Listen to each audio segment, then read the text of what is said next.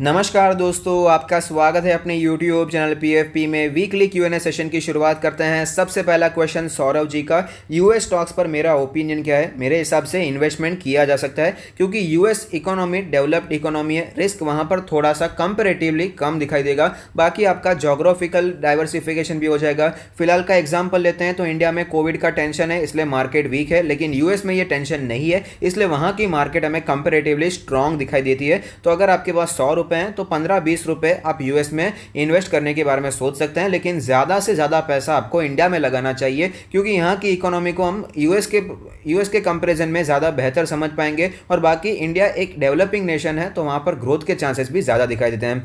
मेरा asset is launching FANG plus ETF एक अच्छा डिवाइस है, एक अच्छा इंस्ट्रूमेंट है जिसके द्वारा आप इन्वेस्टमेंट कर सकते हैं। लेकिन जो स्टॉक्स हैं सबके सब वो टेक्नोलॉजी वाले स्टॉक्स हैं, ऑनलाइन वाले स्टॉक्स हैं, जो इनोवेशन तुरंत ही हो जाता है और यहाँ पर थोड़ा सा ज़्यादा कॉन्सेंट्रेटेड हो गया, ऐसा मेरा मानना है। क्योंकि ये जो सेक्टर है बहुत ही जल्दी चेंज हो जाता है। आज अगर मैं कहूँगा कि एप्पल के सामने कोई बड़ी कंपनी आ जाएगी तो लोग हंसेंगे, लेकिन नोकिया का भी एक ऐसा समय चल रहा था जब वो एकदम राजा थे, राजा मोबाइल के। लेकिन आज देखिए आज कहाँ पर है नोकिया। अभी टेक्नोलॉजी इतनी जल्दी चेंज हो जाती है, इनोवेशन आ जाता है, लेकिन अगर कंपनी उसे अडेप्ट नहीं कर पाती तो वहाँ पर हमें गिरावट दिखाई पड़ सकती है। इसलिए इससे बेहतर मुझे लगता है कि नैस्डैक या S&P 500 इंडेक्स में आप इन्वेस्ट करने के बारे में सोच सकते हैं। इसमें आप यहाँ पर इंडेक्स फंड खरीदने के बारे में सोच सकते हैं। कंपेरेटिवली आपको रिटर्न्स कम मिल सकते हैं लेकिन रिस्क भी आपका यहाँ पर थोड़ा सा कम हो जाएगा। पंकज जी का क्वेश्चन है, ITC रिलायंस HUL अगले 2 महीने में कैसा मूवमेंट कर सकते हैं। टोटली डिपेंड करता है कि रिजल्ट कैसे आते हैं। मनीष जी का क्वेश्चन है, IRFC लॉन्ग टर्म के लिए थोड़ा सा निवेश किया जा सकता है। केमकॉन में नेक्स्ट 6 महीने के लिए टारगेट फिलहाल देखिए एक रेंज में फंसा हुआ है 400 से 450। एक रेजिस्टेंस जब तक टूटता नहीं है या फिर सपोर्ट टूटता नहीं है, कोई सिग्निफिकेंट मूव यहाँ पर एक्सपेक्ट नहीं किया जा सकता। नेक्स्ट क्वेश्चन है ईशान जी का, 4 स्टॉक्स में से Dixon, Deepak nitrate, Polycab, CAMS, Happiest Minds, actually 5 stocks हैं। कौन से 2 स्टॉक्स हमें मल्टी बैगर बनते हुए नजर आ सकते हैं। देखिए सबके सब स्टॉक्स बहुत ही अच्छे हैं फंडामेंटली, लेकिन फिलहाल जो सेक्टर बहुत ही जोर में दिखाई दे रहे हैं वो है डिक्सॉन, दीपक नाइट्रेट और हैप्पीएस्ट माइंड्स के सेक्टर में जोर में दिखाई दे रहे हैं। नेक्स्ट क्वेश्चन है कि फंड का सही यूज़ कैसे करना चाहिए। सपोज किसी के पास 1 लाख रुपए हैं, उसने 50,000 इन्वेस्ट कर लिया, बाकी का वो वेट कर रहा है कि मार्केट जब गिरेगा तब खरीदेंगे, लेकिन मार्केट गिरता ही नहीं है। तो अब तो ये डिपेंड करता है, कन्विक्शन होना बहुत ही जरूरी है, करेज होना बहुत ही जरूरी है। सपोज मुझे लग रहा है कि अभी स्टॉक काफी ज्यादा ऑलरेडी करेक्ट हो चुका है, डाउनसाइड रिस्क मुझे कम दिखाई दे रहा है, अभी शायद गिर कर ये 10% और गिरेगा तो मैं यहां पर ज्यादा इन्वेस्टमेंट करूंगा। लेकिन मुझे लगता है अभी स्टॉक थोड़ा और गिर सकता है, 20% करेक्ट हो सकता है। अगर मार्केट का सेंटीमेंट ज्यादा खराब हो जाता है तो मैं यहां पर थोड़ा सा कम निवेश करूंगा। तो ये डिपेंड करता है कौन से लेवल पर आप निवेश कर रहे हैं। नेक्स्ट क्वेश्चन है, India Mart, Happiest Minds, Affle, Route Mobile long term के लिए कौन सा अच्छा है। देखिए सबके सब मेरे हिसाब से काफ़ी बेहतरीन स्टॉक हमें दिखाई देते हैं। फ्यूचर इनका ही दिखाई दे रहा है, जो टेक्नोलॉजी है यहाँ पर हमें अच्छी अपॉर्चुनिटीज बनकर आती है। ये स्टॉक्स आप नजर बनाकर रख सकते हैं। इंडिया मार्ट भी काफ़ी अच्छा है, happiest Minds, Affle, Route mobile, चारों के चारों स्टॉक्स काफ़ी अच्छे दिखाई देते हैं। नेक्स्ट क्वेश्चन है कि do I need to average Bata at current market price और need to wait for further fall. अभी देखिए बाटा में कैसा है ना, जब तक ये स्कूल रीओपन नहीं होती तब तक यहाँ पर आपको गिरावट दिखाई पड़ सकती है। गिरावट अगर ज़्यादा नहीं होगी तो भी आपको यहाँ पर तेज़ी कम दिखाई देगी। तेज़ी के चांसेस बहुत ही ज़्यादा कम हो जाते हैं क्योंकि इनका फोकस 2 चीज़ों पर ज़्यादा है, फॉर्मल शूज़ पर और दूसरा स्कूल शूज़ पर, और दोनों में फिलहाल प्रॉब्लम देखने को मिल रही है। तो अब छोटी छोटी क्वांटिटीज़ में एक्यूमुलेट कीजिए, बहुत ही एग्रेसिवली यहाँ पर एक्यूमुलेट नहीं करना है। शेयर भले बहुत ज़्यादा गिर जाए लेकिन जब तक कोई कोविड फ्रंट पे कोई पॉजिटिव न्यूज़ नहीं आती, एग्रेसिवली इन्वेस्टमेंट नहीं करना। एक एक दो शेयर एक एक दो करके आप यहां पर इन्वेस्ट करने के बारे में सोच सकते हैं। पंकज जी का क्वेश्चन है, कॉन्ट्रैक्ट मैन्युफैक्चरर डिक्सॉन, एम्बर फिलहाल काफ़ी वैल्यूएशन उनका बढ़ चुका है, तो ऐसे कौन से स्टॉक हैं जो कि फिलहाल अच्छे वैल्यूएशन पे मिल रहे हैं और आगे जाकर मल्टी बैगर बन सकते हैं। तो देखिए जब बात आती है कॉन्ट्रैक्ट मैन्युफैक्चरिंग की तो कुछ सेक्टर्स का नाम याद आता है। एक तो ये डिक्सॉन जैसे जो हो गए उनकी बात हो गई, बाद में फार्मा सेक्टर में भी कॉन्ट्रैक्ट मैन्युफैक्चरिंग होता है, बाकी केमिकल सेक्टर में भी होता है। तो इन सब पर आप नज़र बनाकर रख सकते हैं। ऑलरेडी ये सारे के सारे स्टॉक्स आप ज़्यादातर तो ऑलरेडी 1 साल में बहुत ज़्यादा भाग चुके हैं, इन पर आप नज़र बनाकर रखिए, फ्यूचर काफ़ी अच्छा दिखाई दे रहा है। नेक्स्ट क्वेश्चन है कि विराफिन के यूज़ को मंजूरी मिल गई है, ऑक्सीजन अल्टरनेटिव के रूप में यूज़ होगा, तो क्या ऑक्सीजन कंपनीज के स्टॉक, अभी ऑक्सीजन कंपनीज के स्टॉक की बात करें तो वहाँ पर तो निवेश करना ही नहीं है। अभी फिलहाल ऑक्सीजन की कंपनीज में तेज़ी क्यों आ रही है, क्योंकि ऑक्सीजन की कमी है। ये आज या कल ये सिचुएशन खत्म हो जाएगी तब ये वापस आपको नीचे आते हुए। ऑपरेटर ड्रिवन स्टॉक्स हैं, फिलहाल इससे टोटली दूर रहना चाहिए, यहाँ पर इन्वेस्टमेंट के बारे में तो नहीं सोचना चाहिए। Should I allocate 5 to 7% of my portfolio in US stocks, इसके बारे में तो चर्चा हो गई, थोड़ा सा इन्वेस्टमेंट आप करने के बारे में सोच सकते हैं। We own Eicher motor and Dalmia Bharat at current market price, तो मेरे हिसाब से आइसर मोटर काफ़ी अच्छा दिखाई दे रहा है, इन्वेस्टमेंट करना चाहें तो करने के बारे में सोच सकते हैं। Is it advisable to go for an ETF fund, थोड़ा सा निवेश ऑफकोर्स किया जा सकता है। नेक्स्ट क्वेश्चन है कि आगे आने वाले सालों में कौन से फ्यूचर मल्टी बैगर्स बनते हुए नजर आ सकते हैं। फ्यूचर मल्टी बैगर्स की अगर बात करें तो फाइनेंस सेक्टर में मेरे हिसाब से अच्छी अपॉर्चुनिटीज़ निकल कर आएगी, क्योंकि कोविड के कारण सिचुएशन इतनी ख़राब हो चुकी है कि जो छोटी बैंक्स हैं, छोटी NBFCs हैं, वहाँ पर आपको प्रॉब्लम दिखाई देने वाली है। वहाँ पर आपको शायद भगवान ना करे लेकिन वो बंद भी होती हुई नज़र आ सकती हैं। तो उनके मार्केट शेयर किसके पास जाएंगे? जो बहुत बड़ी कंपनीज़ हैं, जो कि वेल एस्टैब्लिश्ड कंपनीज है, जैसे कि बजाज फाइनेंस हो गया, या फिर बैंक की बात करें तो HDFC बैंक हो गया, इनके पास ये शेयर हमें जाता हुआ नज़र आ सकता है। तो फाइनेंस में अभी आपको 1-2 साल के लिए प्रॉब्लम्स देखने को मिलेगी, लेकिन ये लॉन्ग टर्म के लिए अक्यूमुलेट करने की एक अच्छी रणनीति हो सकती है, एक अच्छा मौका हो सकता है। Fund allocation between HDFC, Kotak, Bajaj finance, तीनों में आप इक्वली एलोकेट करने के बारे में सोच सकते हैं। मिड कैप कैटेगरी में सभी सेक्टर में नंबर 1 पोजीशन में एक शेयर बताएं। अभी देखिए, अगर नंबर 1 पोजीशन पे ढूंढने जाएंगे तो मिड कैप में नहीं, वो लार्ज कैप में खुद ब खुद हो जाएगा। अभी IT सेक्टर की बात करिए तो मिड कैप में IT सेक्टर में अगर बात करेंगे तो सबसे बड़ी कंपनी TCS है, और वो तो भाई नंबर 1 पोजीशन पे है ही, लेकिन वो खुद लार्ज कैप हो जाती है। तो अभी हर एक सेक्टर में जो नंबर 1 पोजीशन पे रहेगी वो ज़्यादातर आपको लार्ज कैप में ही दिखाई देगी। नेक्स्ट क्वेश्चन है, sir one video on taxation please, so many reminders from us. देखिए इसमें क्या है, मेरी मास्टरी नहीं है, मेरा एक्सपर्टीज़ नहीं है, तो मैं आपको कैसे सिखा नहीं सकता यहाँ पर, इसलिए मैं यही कोशिश करता हूँ कि आप अपने CA से कंसल्ट कीजिए। लेकिन अगर आप यहाँ पर जोर दे रहे हैं तो मैं कोशिश ज़रूर करूँगा कि थोड़ा सा बेसिक मैं आपको दिखा पाऊँ कि क्या टैक्सेशन यहाँ पर अप्लाई होता है। बाकी तो वही है, long term capital gains tax और short term capital gains tax, बाकी वहाँ पर कुछ दांव पेच होते हैं तो आपको CA को ही पूछना पड़ेगा। नेक्स्ट क्वेश्चन है, कुछ ऐसे स्मॉल और माइक्रो कैप स्टॉक जो कि 1 से 200 के प्राइस रेंज में, प्राइस रेंज से कुछ पता नहीं चलेगा। स्मॉल और माइक्रो कैप का मतलब है कि मार्केट कैप उनकी कम होनी चाहिए, मार्केट कैप 100 करोड़ की है, 200 करोड़ की है, इस हिसाब से होना चाहिए। प्राइस तो 1000 रुपये भी हो सकता है। Which has good and strong management and has the potential to become multi bagger in long term. आपका जो इंटेंशन है वो मैं समझ सकता हूँ, लेकिन फिलहाल जो मार्केट जिस लेवल पर है, जो ग्राउंड लेवल पर सिचुएशन है, अभी फिलहाल मेरा मानना है आपको ब्लू चिप स्टॉक्स के साथ ही रहना चाहिए। आप यहाँ पर अच्छे स्टॉक्स के साथ बने रहिए, वहाँ पर आपको फिलहाल खरीदारी के बारे में सोचना चाहिए।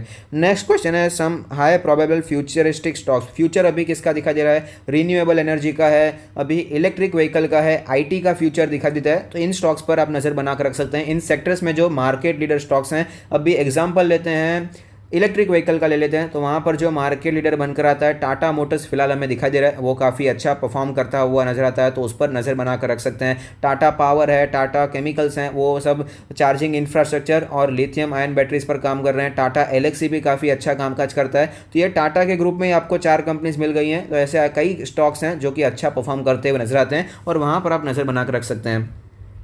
नेक्स्ट क्वेश्चन है, I am stuck in IndusInd bank at 911 rupees, hold और एग्जिट। तो ये बहुत टाइम पहले जब मार्केट क्रैश हुआ था ना, अभी 1 आध साल पहले, तब भी किसी ने पूछा था कि IndusInd बैंक मैंने 1500 के लेवल पर खरीद कर रखा है, 250 पर आ गया है, क्या करना चाहिए? तो IndusInd बैंक में देखिए प्रॉब्लम समझ लीजिए, फंडामेंटली उसने जो लोन्स बांट कर रखे हैं थोड़े से वीक हो गए थे, इसके कारण ये 2000 का स्टॉक था, मार्केट क्रैश में 250 पे हमें मिलता रहा। तो इसके बाद हमें तेज़ी अच्छी देखने को मिली, अभी गिरता भी ज़्यादा है तो चढ़ेगा भी ज़्यादा, लेकिन इसमें मेरे हिसाब से ज़्यादा लॉन्ग टर्म के लिए आपको नहीं रहना चाहिए। लेकिन ये ऐसा शेयर भी नहीं है जहां पर आपको लॉस बुक करना चाहिए, इस दोनों में डिफरेंस है, ये समझ लीजिए। लॉस बुक करने की पर्सनली मुझे ज़रूरत दिखाई नहीं दे रही है। ये शेयर आपको ऊपर जाता हुआ ज़रूर नजर आएगा, लेकिन फिर अगर आप लॉन्ग टर्म के लिए ले रहे हैं तो इससे बेहतर चॉइस हमारे मार्केट में अवेलेबल है, जो कि है HDFC है, ICICI है, कोटक है, वहां पर आप नज़र बनाकर रख सकते हैं। Can I invest in Escorts and MCX eight current market price? MCX अभी फिलहाल इन्वेस्टमेंट करने के लायक है, लेकिन एस्कॉर्ट्स में फिलहाल वीकनेस की शुरुआत हुई है, 200 डेज का मूविंग एवरेज टूटता हुआ नजर आता है, तो फिलहाल थोड़ा सा वेट करें तो बेहतर दिखाई दे रहा है। Can we add Pidilite, Sanofi, Naukri, Dixon, Whirlpool? Pidilite मेरे हिसाब से थोड़ा सा ऊपर चल रहा है, थोड़ा सा वेट हो सकता है। डिक्सॉन का वैल्यूएशन मुझे बहुत ही एक्सपेंसिव दिखाई देता है। बाकी स्टॉक्स आप खरीदने के बारे में सोच सकते हैं।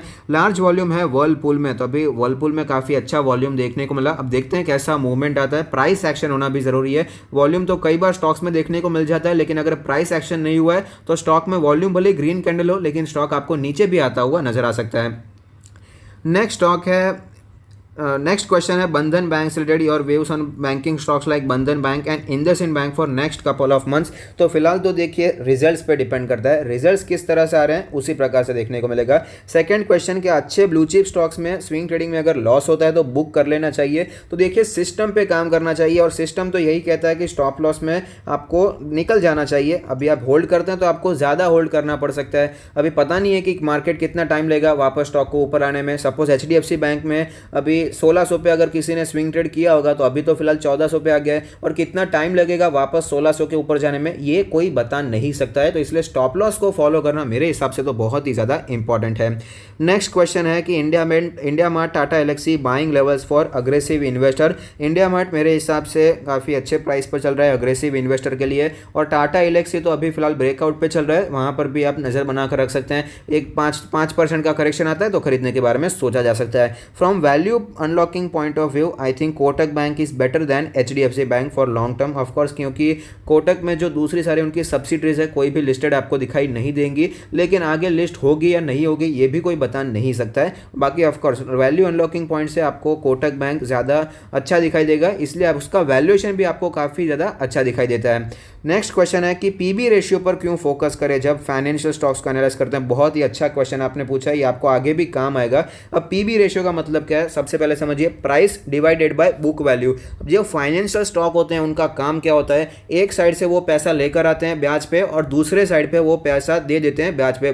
बीच में जो उनकी इनकम होती है, जो ब्याज में जो डिफरेंस होता है वो उनकी मेन इनकम है। तो वो कितना ब्याज दे, कितना उन्होंने लोन बांटा है तो वो बुक्स, उसे बुक कहा जाता है उनकी लोन बुक। जो लोन बुक कहते हैं कि मैंने भाई 1000 करोड़ का लोन बांटा है तो ये मेरी लोन बुक है। उसके ऊपर अभी मार्केट में एनालिस्ट ये डिसाइड करते हैं कि भाई इस पर कितना रिस्क हो सकता है। 1000 करोड़ का 1000 करोड़ वापस थोड़ी आ जाएगा, उसमें से कुछ NPA हो जाता है, कुछ बैड लोन हो जाता है। तो इस हिसाब से बुक वैल्यू पर क्या प्राइस चल रहा है, इस हिसाब से मार्केट में कहा जाता है कि अगर प्राइस टू बुक रेशियो काफ़ी ऊपर है, बुक वैल्यू 1000 करोड़ का है और उसके ऊपर प्राइस काफ़ी ऊपर चलता हुआ नजर आता है, अगर 4 या 5 का बुक वैल्यू चल रहा है, प्राइस टू बुक रेशियो चल रहा है, तो उसे कहा जाएगा कि प्राइस टू बुक रेशियो थोड़ा सा महंगा दिखाई दे रहा है, क्योंकि रिस्क आपको फाइनेंशियल स्टॉक्स में थोड़ा सा ज्यादा दिखाई देता है। और ये जनरली आपको हाई बीटा वाले स्टॉक्स भी होते हैं, क्योंकि रिस्क ज्यादा होता है, मूवमेंट आपको ज्यादा दिखाई देता है।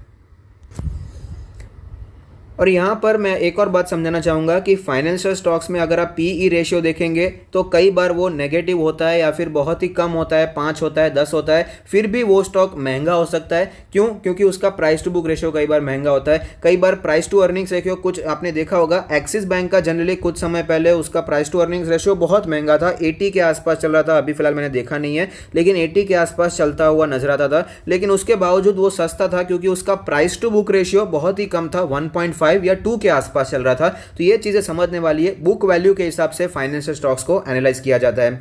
नेक्स्ट क्वेश्चन है कि एस्ट्राजेनेका पर आपका क्या व्यू है, 2 महीनों के लिए होल्ड किया जा सकता है या नहीं, क्योंकि ह्यूज ऑर्डर्स मिले हैं। तो देखिए ह्यूज ऑर्डर्स मिले हैं तो ह्यूज तेजी ऑलरेडी भी आ चुकी है, आपको बस अपना स्टॉप लॉस स्ट्रिक्ट रखना है और टारगेट भी स्ट्रिक्ट रखना है।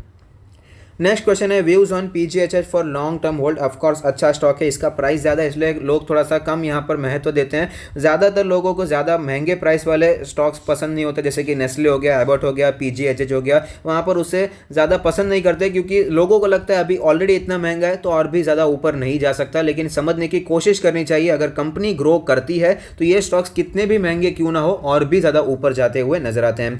HDFC के 10 शेयर्स हैं शॉर्ट टर्म के लिए, 5% प्रॉफिट बुकिंग के लिए। तो अब देखिए भाई, अभी फिलहाल मैंने बताया कि स्टॉप लॉस रखना बहुत ही ज़रूरी है। आपने शॉर्ट टर्म के लिए है तो ब्लू चिप कंपनी क्यों ना हो, लेकिन वो स्टॉप लॉस तो बहुत ही ज़्यादा इंपॉर्टेंट होता है, वरना ज़्यादा लॉस भी हो सकता है। नेक्स्ट क्वेश्चन है कि एक आदमी 30% कैश कैसे होल्ड करे। अभी आपको कभी ना कभी तो सारा कैपिटल आपको डिप्लॉय करना ही होता है, तो क्या फिर कैश होल्ड करने के लिए आपको वापस कुछ स्टॉक्स बेच देने चाहिए? तो आपका क्वेश्चन बराबर है, लेकिन हमेशा हमें 30% कैश होल्ड करने की ज़रूरत नहीं होती। कब ज़रूरत नहीं होती? जब मार्केट में गिरावट होती है। सपोज़ मैं अभी ले रहा हूँ कि मेरे पास 100 रुपये हैं, मार्केट नॉर्मली चलती जा रही है, अभी सपोज़ मार्केट में गिरावट आई, मैंने वहाँ पर पैसा डिप्लॉय किया, मैंने अपना पैसा 70% डिप्लॉय कर दिया है, ऑलरेडी 70% चल रहा है। उसके बाद फिर मार्केट चल रही है अपने हिसाब से, मैं ऑलरेडी इन्वेस्टेड हूँ, मेरे पास 30 रुपये पड़े हैं, बाद में फिर से मार्केट में गिरावट होती है, मैं वो 30% मार्केट में डाल देता हूँ, इन्वेस्ट कर देता हूँ। फिर जब मार्केट में फिर से तेज़ी आएगी तो वो जो 30 रुपये है वो मैं निकाल लूँगा, क्योंकि थोड़ा सा कैश होना बहुत ही ज़्यादा ज़रूरी होता है, क्योंकि मार्केट में जब गिरावट होती है तो उसे थोड़ा सा कंट्रोल करना, उसका फ़ायदा उठाना बहुत ही ज़्यादा ज़रूरी हो जाता है। नेक्स्ट क्वेश्चन है, मैंने मुथूट फाइनेंस 10 दिन पहले खरीदा है, उसका डिविडेंड नहीं आया, तो डिविडेंड आ जाएगा, आपका डीमैट अकाउंट में नहीं आएगा, डायरेक्टली बैंक अकाउंट में डिविडेंड आ जाएगा। उसमें लिखा होगा मुथूट फाइनेंस या कुछ एमटी फाइन या फिर ऐसा कुछ लिखा होगा, डिविडेंड लिखा होगा, इंटरिम डिविडेंड, स्पेशल डिविडेंड, इस तरह से लिखा आता है, आपको डायरेक्टली बैंक अकाउंट में ही मिल जाएगा। और वर्लपूल आपने लिया है, आप खरीद सकते हैं, अभी भी फिलहाल मेरे हिसाब से काफ़ी अच्छा दिखाई दे रहा है।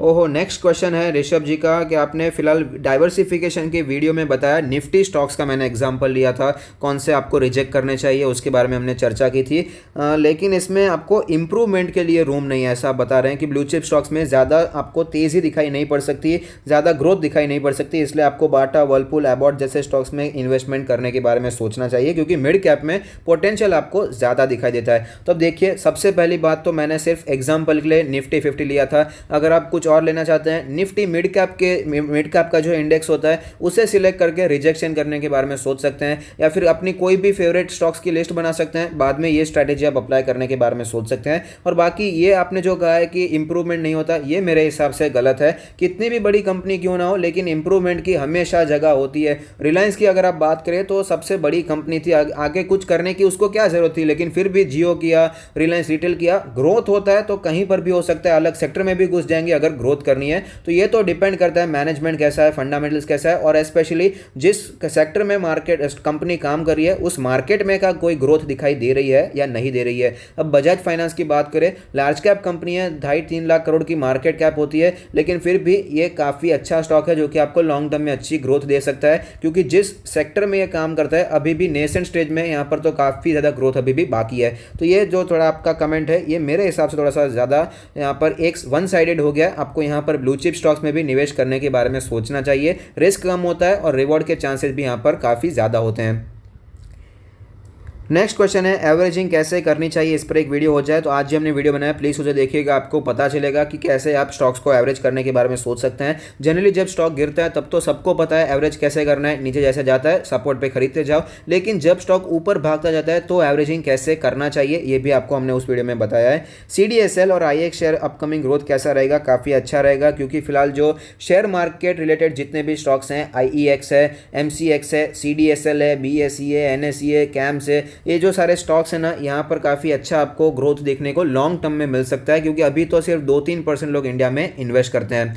नेक्स्ट क्वेश्चन है, IOLCP में आप फंस चुके हैं, क्या करना चाहिए। तो देखिए, अगर आपने लॉन्ग टर्म के लिए लिया है तो टेंशन लेने की जरूरत नहीं है, कंपनी ओवरऑल अच्छी है, इसका वैल्यूएशन भी इतना महंगा तो है नहीं, आपको बिल्कुल भी टेंशन लेने की जरूरत नहीं है, फंडामेंटल्स भी काफ़ी अच्छे हैं। बाकी शॉर्ट टर्म के लिए लिया है तो आपको यहाँ पर स्टॉप लॉस फॉलो करना चाहिए। कोविड केसेस लगातार बढ़ते जा रहे हैं, अगर मेडिकल फैसिलिटी कोलैप्स होती है तो क्या मेजर करेक्शन दिखाई पड़ सकता है या नहीं पड़ सकता। फिलहाल देखिए, निफ्टी एकदम रेंज में फंस गई है, मेरे हिसाब से 14,000 से करके 14,200 का जो पूरा जोन है, अगर ये टूटता है तो तुरंत ही 500 पॉइंट निफ्टी गिर सकती है, 13,500 का लेवल हमें दिखाई पड़ सकता है। लेकिन जब तक ये टूटता नहीं है तब तक ये हम मान के रखेंगे कि नहीं गिरने ही वाली है क्योंकि सिचुएशन खराब है, नहीं, ये नहीं समझना चाहिए, क्योंकि मार्केट कभी कभी क्या ग्राउंड रियलिटी को इग्नोर करती हुई भी नजर आती है। जब मार्केट में तेजी आई तो क्या हुआ था, यही तो हुआ था, मार्केट में अभी जो रियल मार्केट है सब कुछ बंद था, धंधा सब कुछ बंद था, लेकिन फिर भी अपनी स्टॉक मार्केट ऊपर जा रही थी। तो ग्राउंड रियलिटी को कई बार मार्केट इग्नोर करती है, क्या चल रहा है वो कुछ पता नहीं चलता,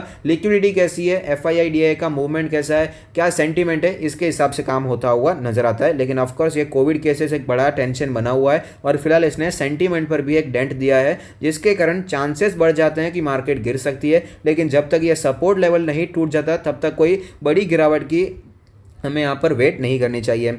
नेक्स्ट क्वेश्चन है कि कुछ ऐसे स्टॉक्स जो कि आप डिविडेंड के लिए इन्वेस्टमेंट कर सकते हैं। डिविडेंड के लिए अगर आप एक्यूमुलेट करना चाहें, PSU प्रेफर, तो ऑफकोर्स आपको डिविडेंड चाहिए तो आपको PSU ही रखने पड़ेंगे। तो PSU में आपने कोल इंडिया ऑलरेडी सिलेक्ट करके रखा है, तो आपको यहाँ पर लगता है कि फ्यूचर इतना ब्राइट नहीं है, लेकिन फिर भी डिविडेंड अच्छा है इसलिए आप खरीदना चाहते हैं। ओके, कोई बात नहीं, देखिए डिविडेंड स्ट्रैटेजी आप अपने हिसाब से रख सकते हैं। अभी डिविडेंड आपको चाहिए मेरे हिसाब से कुछ फंडामेंटली साउंड कंपनीज भी, अगर मैं कहूँ NHPC है, बाद में SJVN है, ये स्टॉक्स मेरे हिसाब से अगर ज़्यादा ऊपर नहीं जाएंगे तो ज़्यादा गिरावट भी स्टॉक में नहीं आएगी, और बाकी इसमें आपको अच्छा खासा डिविडेंड भी मिल जाता है। बाकी नाल्को पर नज़र बना कर रखिए। फिलहाल ये जो पूरा मेटल सेक्टर है काफ़ी अच्छा दिखाई दे रहा है, यहाँ पर भी थोड़ा सा आप नज़र बना कर रख सकते हैं। एल्यूमिनियम वाला स्टॉक है, इसमें साइक्लिकल मूवमेंट होता है। इसमें आपको अगर आप अच्छे समय पर खरीद लेते हैं नाल्को को तो आपको कैपिटल अप्रिसिएशन भी मिलेगा और अच्छा डिविडेंड भी मिल जाएगा। इसके अलावा नाल्को जैसे कुछ और स्टॉक्स हैं, आरईसी और पीएफसी, ये दोनों स्टॉक्स भी ऐसे ही हैं। मिलता है तो कैपिटल अप्रिसिएशन भी काफ़ी अच्छा मिलता है, 40-50% का मिल जाता है, और कुछ नहीं तो डिविडेंड मिल जाता है, क्योंकि दोनों ही रेंज बाउंड स्टॉक है, सालों से एक ही रेंज में ट्रेड कर रहे हैं, तो इस पर आप नज़र बनाकर रख सकते हैं। नेक्स्ट क्वेश्चन है कि पीई सबसे ज़्यादा इंपॉर्टेंट क्यों है स्टॉक बाइंग में? तो किसने कहा पीई इंपॉर्टेंट है? ऐसा बिल्कुल भी नहीं है। पीई क्या है? बेसिक है। जब भी हम किसी स्टॉक को एनालाइज करते हैं तो सिर्फ उसके लेवल्स नहीं देखने होते हैं, कम से कम थोड़ा सा बेसिक पी तो हमें देखना बहुत ही ज़रूरी हो जाता है। तो बेसिक फंडामेंटल्स जब हम देखने जाते हैं तो वैल्यूएशन में पीई सबसे ज़्यादा कॉमन है, सबसे ज़्यादा प्रेफर्ड है, इसलिए वहाँ पर देखा जाता है। उसे एक बार देख लेते हैं, ओके इतना पी है, तो अंदाजा आ जाता है कि स्टॉक में क्या वैल्यूएशन चलता हुआ नजर आता है। बाकी ज़रूरी नहीं है कि पी जो महंगा होता है वो स्टॉक ऊपर नहीं जा सकता। डीमार्ट की बात कर लीजिए, डीमार्ट का पी रेशो कितना महंगा है, 150 के ऊपर चल रहा है, लेकिन फिर भी कितने कितने एक दो तीन सालों से लगभग वो 100 रुपये के ऊपर का पी रेशो पर ही ट्रेड कर रहा है, लेकिन स्टॉक अच्छा है, इसलिए हमें वहाँ पर ग्रोथ देखने को मिल जाती है। हाँ, वो face value change, face value में तभी चेंज आता है जब आपको स्टॉक में स्प्लिट देखने को मिलता है। सपोज अभी फेस वैल्यू 10 रुपीज़ है और शेयर का भाव है 1000 रुपये, स्प्लिट हुआ और शेयर का भाव 1000 से 100 रुपये पे आ गया, तो जो फेस वैल्यू है वो 10 रुपीज़ से कम होकर 1 रुपीज़ हो जाएगी। लेकिन बोनस में आपको फेस वैल्यू में कोई भी चेंज देखने को नहीं मिलता है। यही बेसिक डिफरेंस होता है बोनस और स्प्लिट में। संदेश जी का क्वेश्चन है रिलैक्सो पे क्या खरीदारी कर सकते हैं? फिलहाल मेरे हिसाब से रिलैक्सो थोड़ा सा ओवर हाइप चल रहा है, और मार्केट की कंडीशन आप देख सकते हैं, मार्केट की कंडीशन वीक है, तो ऐसी जगह पर आपको ऐसे स्टॉक्स को खरीदना चाहिए जो कि करेक्शन पे मिल रहे हैं। अभी फिलहाल कितने सारे स्टॉक्स हैं, रिलायंस भी अपने इंपॉर्टेंट सपोर्ट पे है, HDFC बैंक है, बजाज फाइनेंस है, मुथूट फाइनेंस फिलहाल आया था। ऐसे कई स्टॉक्स हैं जो कि फिलहाल आपको अच्छे खासे करेक्शन पे मिल रहे हैं, तो इस समय ऐसे स्टॉक्स को एक्यूमुलेट करने के बारे में सोचना चाहिए। LTTS में आपने इन्वेस्टमेंट किया 2750 पर, कैसा फ्यूचर हो सकता है 2-3 महीनों के लिए? तो फिलहाल तो इसमें बुलिश मोमेंटम कंटिन्यू है, टेंशन वाली बात फिलहाल तो हमें दिखाई नहीं देती है। तो अगर आपको ये वीडियो पसंद आता है तो लाइक कीजिए, शेयर कीजिए, कमेंट कीजिए, सब्सक्राइब कीजिए और मुझे मोटिवेट कीजिए। Thank you, stay happy, happy investing.